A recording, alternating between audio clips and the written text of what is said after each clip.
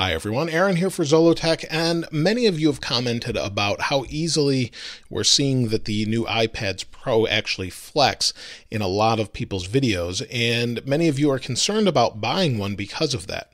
Now, I wanted to say, first of all, I haven't had that issue at all, but I'm very careful with it, and I'm always careful to make sure I set it flat. In fact, when I first did the unboxing of this, I brought that up and said, this feels really nice and thin and light, but you push on it a very little bit, very, very little pressure, it will flex.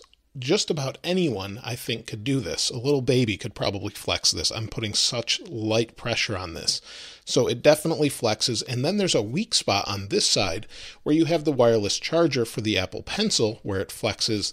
And if you were to push this at a certain rate, I'm not sure what the force would be, you could snap that pretty easily. Now, I think part of the reason mine's been nice and flat is I'm using the keyboard folio case.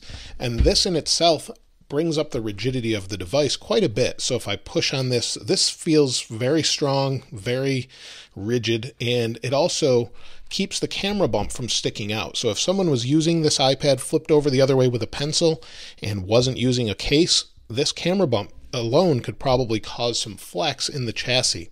And Apple had said that they were arriving bent to some people, and even ex-Apple employees were saying that theirs were bent. And to me, that's just unacceptable. Now, we've been here before with the iPhone 6 and 6 Plus. This is my iPhone 6 Plus from years ago. I've had the skin on forever. It's not a sponsored thing or anything.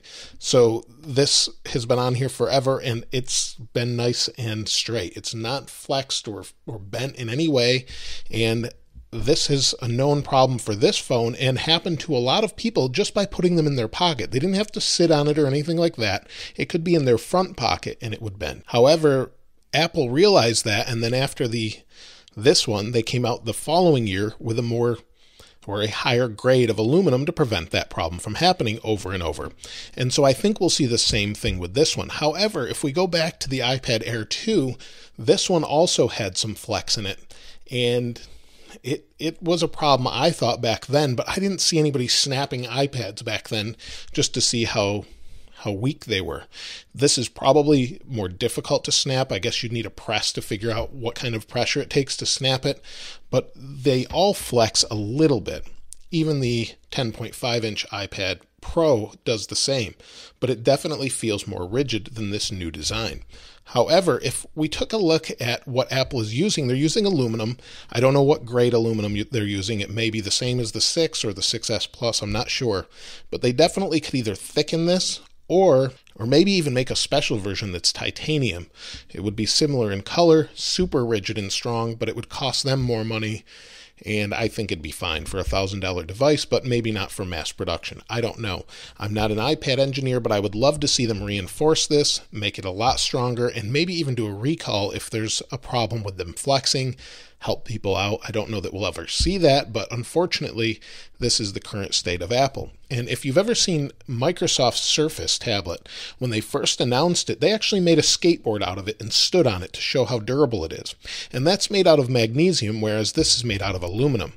And I think Apple may need to explore either more new materials or maybe or thicken this. And this particular device, I really love using it, but I am worried that it will flex just by putting it in a backpack. I won't put it in a backpack on a plane because I'm afraid it will flex. I'll just bring the 10.5-inch and not worry about it.